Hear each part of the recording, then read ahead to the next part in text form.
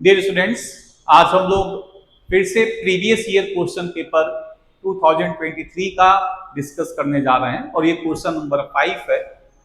और ये क्वेश्चन की सीरीज आपकी है, जैसे 2023 फिर 2022 ऐसे करते हुए जितने भी क्वेश्चंस आए हैं जीएस पेपर 2 में वो सारे डिस्कस किए जाएंगे। तो इसमें 5th क्वेश्चन आपका है, इसको एक बार देखिए। क्वेश्चन क्या है? विधायी कार्यों के संचालन में व्यवस्था एवं निष्पक्षता बनाए रखने में और सर्वोत्तम लोकतांत्रिक परंपराओं को सुगम बनाने में राज्य विधायिकाओं के पीठासीन अधिकारियों की भूमिका की विवेचना कीजिए। Discuss the role of presiding officer of state legislatures in maintaining order and impartiality in conducting legislative work and in facilitating best democratic practices. तो देखिए, क्वेश्चन बहुत ज्यादा आसान है। रेगुलर क्लास में सारे क्वेश्चंस आपके ऐसे डिस्कस होते हैं और इस क्वेश्चन को देखने से पहले आप कॉपी पेन ले लीजिए, खुद इसको लगाने का प्रयास करिए और फिर उसके बाद मैच करिए कि क्या क्या पॉइंट्स हैं, क्या क्या पॉइंट्स मिसिंग हैं। दूसरा, जो क्वेश्चन आपका होगा उसका डिस्कशन थोड़ा लेंदी होता है क्योंकि इसमें सारे कॉन्स्टिट्यूशनल एंगल समझने का प्रयास किया जाता है, प्लस सुप्रीम कोर्ट के जो जजमेंट्स होते हैं उनको भी डिस्कस करने की कोशिश की जाती है। इसलिए डिस्कशन थोड़ा लंबा होगा, लेकिन मेंस में जो आंसर आपके होंगे वो थोड़े छोटे होंगे क्योंकि 10 ही नंबर का आपका क्वेश्चन है।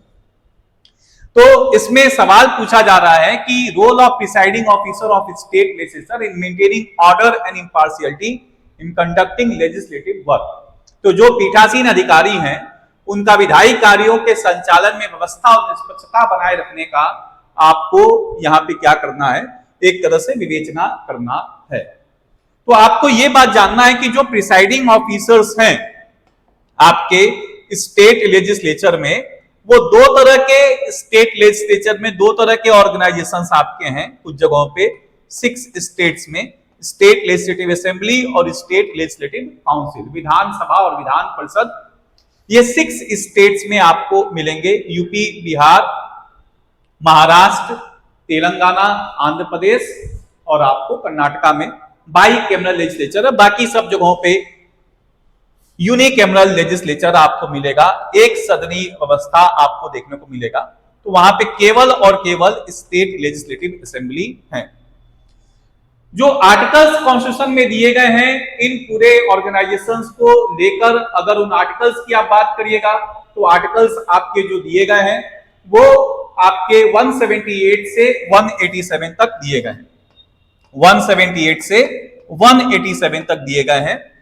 178, 179, 180, 181 ये बात करता है speaker, deputy speaker and 10 other presiding officers, 10 other presiding officers in state legislative assembly.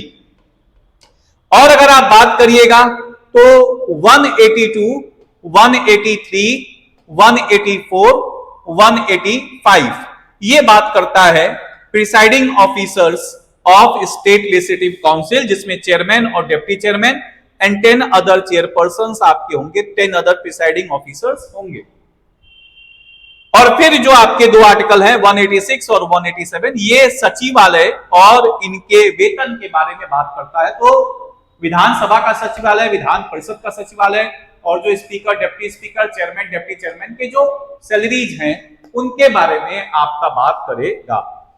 ठीक इसी तरह के आप अगर बात करिएगा तो ठीक इसी तरह से अगर आप देखते हैं तो पार्लियामेंट में भी अगर आप बात करिएगा तो आर्टिकल्स दिए गए हैं और वो आर्टिकल्स आपके हैं 89 से लेके 98 तक, जिसमें 89, 90, 91 और 92 ये बात करता है chairman, deputy chairman and 10 other chairpersons of Rajya Sabha. और 92, 93, 94 एंड 95, अगर 93, 94, 95 and 96 this talks about speaker and deputy speaker of Lok Sabha and 10 other chairpersons. 97 secretariat, 98 salaries के बारे में बात करता है। तो ये तो हो गया जो आपने देखा कि आप एक इंट्रोडक्शन लाइन क्या लिखिएगा कि the presiding officers of state legislature has been mentioned from article, यहां पे अगर आप देखिएगा तो 178 से लेके आपका 187 तक मेंशन किया गया है। तो उसमें आप बता दीजिएगा, the presiding officer of state legislature has been mentioned in the part 6 of the constitution from article 178 to 187 and it consists of speaker, deputy speaker and 10 other chairpersons in case of state legislative assembly and chairman, deputy chairman and 10 other chairpersons in case of state legislative council। अब यहां तक तो ये बात हो गया, speaker या deputy speaker या चेयरमैन और डिप्टी चेयरमैन का जो इंपॉर्टेंस है बहुत ज्यादा है हमारे देश में, क्योंकि ऑफिस ऑफ प्रेसिडेंस में भी उनको काफी ज्यादा हायर पोजीशन पे आपका रखा गया है। 6 पोजीशन पे आपके हैं अगर आप ऑफिस ऑफ प्रेसिडेंस में बात करिएगा। तो यहाँ पे इनका रोल क्या है, पहले रोल एक बार हम लोग समझ लें कि क्या आपका रोल है। रोल के बाद थोड़ा हम लोग इसमें बात देखने का प्रयास करेंगे। देखिए, role of presiding officer of the state legislature, पहला रोल क्या है, इन्फोर्सिंग रूल्स एंड प्रोसीजर। जो भी नियम बनाए जाते हैं, जो भी प्रक्रिया निर्धारित की जाती है विधायिका की, उन सबों का संचालन करना, उनको लागू करवाना, ये काम होता है अध्यक्ष और उपाध्यक्ष का, सभापति उपसभापति का। सदन में गरिमा बनाए रखना, डेकोरम बनाए रखना, विधि शासन को बनाए रखना। कोई भी एमएलए जो आपका है, एमएलसी है, वो शांतिपूर्वक अपने बातों को प्रस्तुत कर रहा है, एक निश्चित आप कह सकते हैं कि गरिमा के अंदर रह के बात कर रहा है, अभद्र भाषा का प्रयोग नहीं कर रहा। इन सबों का ध्यान रखा जाता है speaker, deputy speaker, chairman, deputy chairman के द्वारा।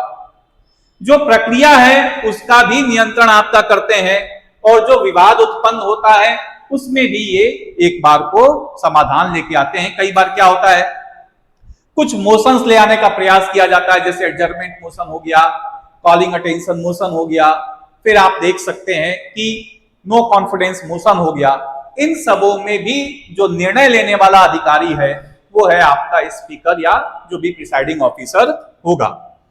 यहां पे कई बार ये भी प्रयास किया जाता है कि जो बेस्ट प्रैक्टिसेज हैं पूरे भारत में या किसी वार्ड के स्तर पे भी बेस्ट प्रैक्टिसेज है, तो उनको भी समझा जाए, सीखा जाए और उनको इनकॉर्पोरेट किया जाए आपके स्टेट लेजिस्लेचर के अंदर। ये भी आप देख सकते हैं। साथ ही साथ में जो भी आपके एमएलए होते हैं, एमएलसी होते हैं, उनको एक निश्चित समय देना अपनी बातों को रखने के लिए। जैसा जैसा पॉलिटिकल पार्टी है और जिसकी जितनी ज्यादा संख्या है, जिसका जितना ज्यादा महत्व है, उसके अनुसार उनको समय एलोकेट किया जाता है स्पीकर के द्वारा। और कई बार कोई बिल रखना है, कोई डिबेट करना है, कोई डिस्कशन करना है, उसके लिए भी आपका समय एलोकेट किया जाता है। आपको मालूम होगा प्राइवेट मेंबर बिल होता है, गवर्नमेंट बिल होता है, उन सबों को भी रखने का डिसीजन आपका स्पीकर ही लेता है। साथ ही साथ में जो आपका एक तरह से कहा जाएगा कि डाइवर्स ओपिनियंस होते हैं, अपोजिशन कुछ कह रहा है, रूलिंग पार्टी कुछ कह रहा है, कुछ पार्टी ऐसे हैं जो स्टेट के अंदर भी रीजनल पे भी रीजनल अपनी बातों को रखना चाहते हैं। उनकी मांगे बड़ी स्पष्ट होती हैं, किसी गांव के लिए, किसी क्षेत्र के लिए, किसी शहर के लिए होती हैं। उन डाइवर्स ओपिनियन को भी स्टेट लेजिस्लेचर में प्रस्तुत करना ये भी मुख्य काम है। और साथ ही साथ में जो एमएलएज हैं, एमएलसीज हैं, उनको प्रॉपर प्रशिक्षण देना, ट्रेनिंग देना, उनका एक तरह से लेजिस्लेटिव डिबेट में विकास करने का प्रयास करना, ये भी स्पीकर का काम आपका होता है। ये तो जनरल बातें आप देख रहे हैं कि जनरल प्रोविजंस हैं जो स्पीकर आपका मेंटेन करता है। जब सबसे इंपॉर्टेंट फंक्शन आपका है कि वो कॉन्स्टिट्यूशन को अपहोल्ड करता है पार्लियामेंट या स्टेट लेजिस्लेचर के अंदर। दूसरा जो सबसे इंपॉर्टेंट फंक्शन या प्राइमरी फंक्शन आपके स्पीकर या प्रिसाइडिंग ऑफिसर का होता है, डेकोरम मेंटेन करना, रूल एंड ऑर्डर मेंटेन करना हाउस के अंदर। तो ये सब बातें आपको देखने को मिलेगा। इसके अलावा जो मेजर इंपॉर्टेंट आपके फंक्शंस देखने को मिलेंगे, वो आपको क्या देखने को मिलेगा, वो आपको देखने को मिलेगा कि जो स्पीकर आपका होता है उसके और क्या इंपॉर्टेंट फंक्शंस आपको देखने को मिल सकते हैं। ये देखिएगा, प्रिसाइडिंग ऑफिसर में जो स्पीकर होता है वो ही डिसाइड करता है कि कोई बिल मनी बिल है कि नहीं है। तो कोई बिल मनी बिल है या नहीं, ये भी डिसाइड किया जाता है स्पीकर के द्वारा। ये इंपॉर्टेंट फंक्शन आपको देखने को मिलेगा। This is a very important function under article 198। Speaker decides whether a bill is a money bill और नॉट।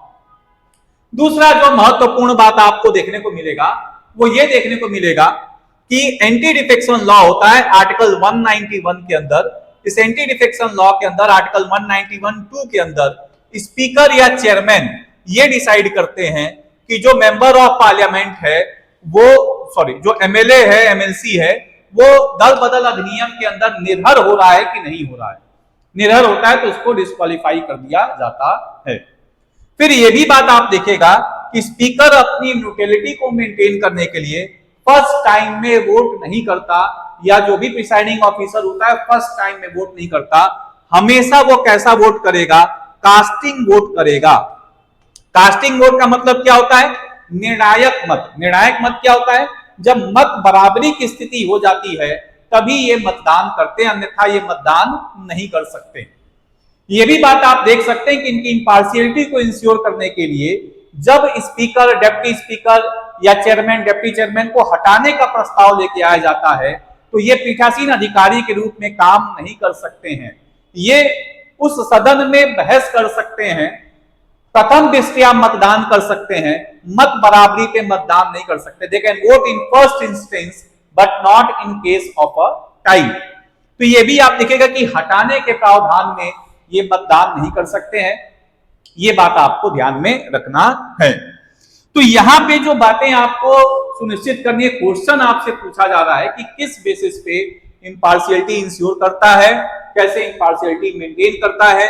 तो फर्स्ट पॉइंट आप यहां पे देखिएगा कि ये कास्टिंग वोट करता है, फर्स्ट टाइम वोट नहीं करता। दूसरी बात, जब इसको रिमूव करने का कोई प्रोविजन आता है तो ये खुद प्रिसाइडिंग ऑफिसर का काम नहीं कर सकता, इसको प्रिसाइडिंग ऑफिसर की पोजीशन से हटना पड़ेगा और दूसरा कोई प्रिसाइडिंग ऑफिसर का काम करेगा। ये बात आप देखिएगा। और अगर मत बराबरी होता है तो ये मतदान नहीं कर सकता, प्रथम दृष्टया मतदान कर सकता है। ये भी आपके इंपार्शियलिटी को मेंटेन करने में मदद करता है। ये बात आप देख सकते हैं। हमारे यहाँ पे इंपार्शियलिटी में प्रॉब्लम क्या है? जैसे यूनाइटेड किंगडम में सिस्टम है कि अगर स्पीकर किसी पार्टी का बनता है तो देयर इज मैंडेट कि वो अपने पॉलिटिकल पार्टी को रिजाइन करेगा और फिर स्पीकर के पोजीशन को एंजॉय करेगा। वहां पे ये माना जाता है कि once a speaker always a speaker. एक बार आप स्पीकर बन गए तो सर्वदा आप स्पीकर के पद पे रहिएगा। लेकिन हमारे यहाँ पे ऐसा चलन नहीं है। हमारे यहाँ पे जो स्पीकर्स हैं वो अपने पॉलिटिकल पार्टी से रिजाइन नहीं करते हैं और इसके वजह से कई बार उनके आचरण पे, कई बार उनके कार्यों पे प्रश्न चिन्ह लगते हुए देखने को मिलेगा। तो वो मामला भी हम लोग देखेंगे। अभी एक बार सवाल देखते हैं फिर से और फिर एक बार बात करने का प्रयास करते हैं। देखिए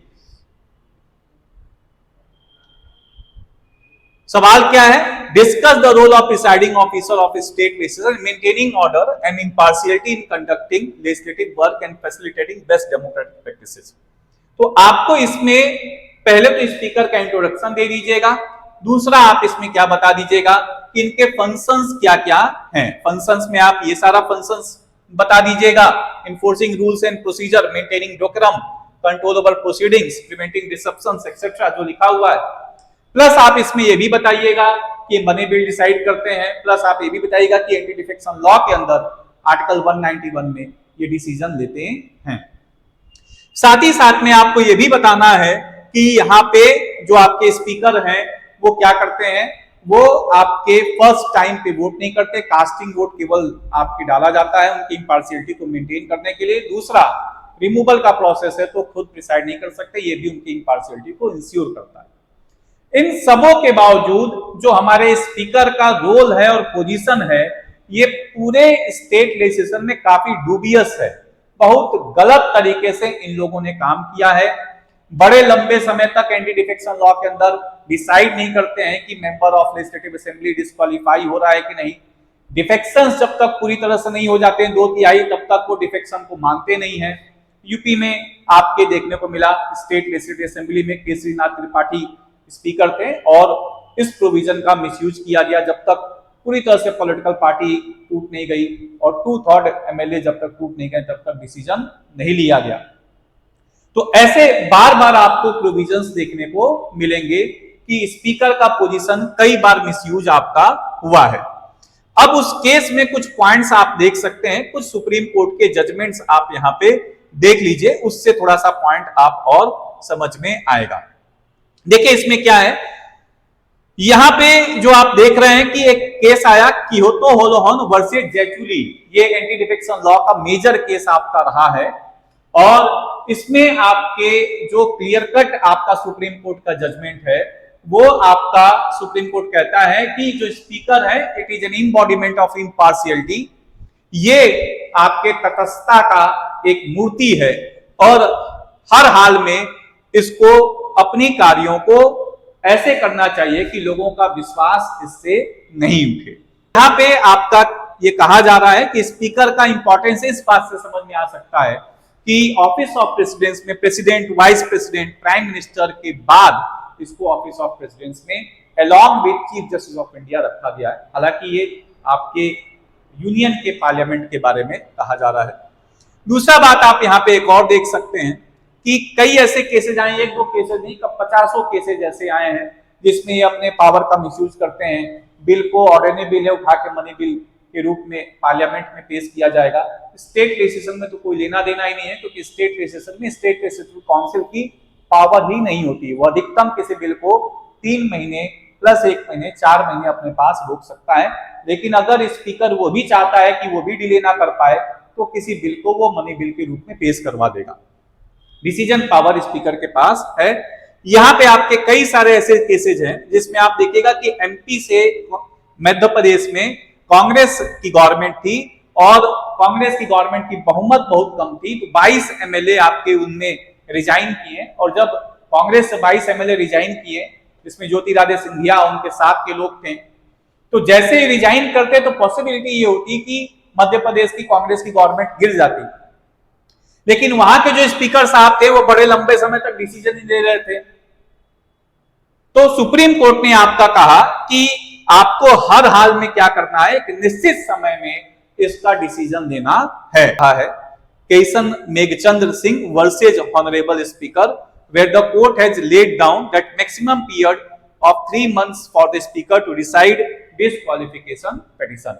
3 महीने के अंदर डिस्क्वालिफिकेशन का पिटीशन आपको डिसाइड कर देना है।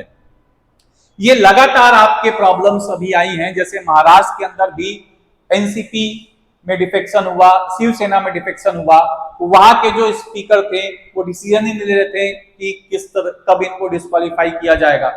फिर सुप्रीम कोर्ट ने उनको भी डायरेक्शन दिया कि आप एक निश्चित समय में डिस्क्वालिफिकेशन करिए। तो ये केस आप यहाँ पे कोट डाउन कर सकते हैं एग्जामिनेशन में कि Keisham Meghachandra Singh versus the honourable speaker in Manipur case, Supreme Court decided that the speaker should disqualify MLA within 3 months. जो भी आपका डिसीजन है वो 3 महीने के अंदर आपका डिसाइड कर ले। ठीक है, यहाँ पे एक और केस आप मेंशन कर सकते हैं कि Shrimant Bala Saheb versus honourable speaker, Karnataka assembly case में सुप्रीम कोर्ट ने पार्लियामेंट को डायरेक्शन दिया कि जो एंटी डिफेक्शन लॉ का केस टैकल करते हैं स्पीकर, इनकी जांच पड़ताल करिए और अगर इसमें कुछ निष्कर्ष निकल के आता है तो ये इनकी पावर इनसे ले ली जाए और जुडिशियल ट्रिब्यूनल्स को ये डिसीजन ट्रांसफर कर दी जाए। तो ये सारे पॉइंट्स आप यहाँ पे डिस्कस कर सकते हैं। एक केस ये Shrimant Bala Saheb versus honourable speaker, दूसरा कियोटो होलोहन में आप बता सकते हैं कि किस तरह से सुप्रीम कोर्ट ने स्पीकर की न्यूट्रलिटी को इंपॉर्टेंस दिया।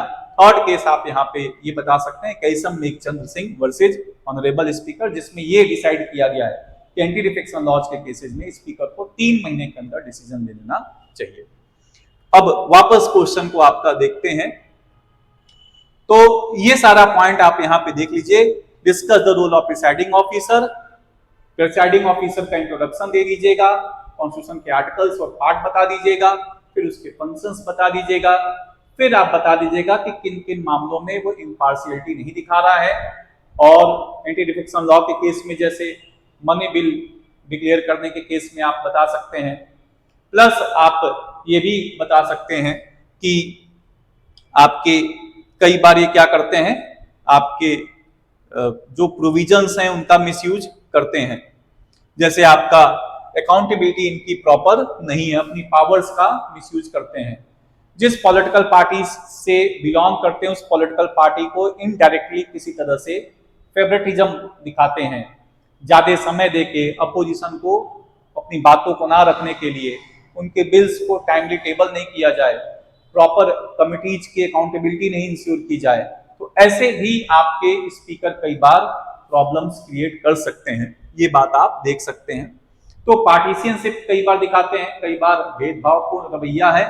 दूसरा स्वतंत्रता का भाव है, क्योंकि जिस पॉलिटिकल पार्टी से बिलोंग करते हैं उसके प्रति उनका लगाव होता है, टिल्टेड रहते हैं, क्योंकि अपने पोजीशन से रेजिग्नेशन नहीं देते हैं।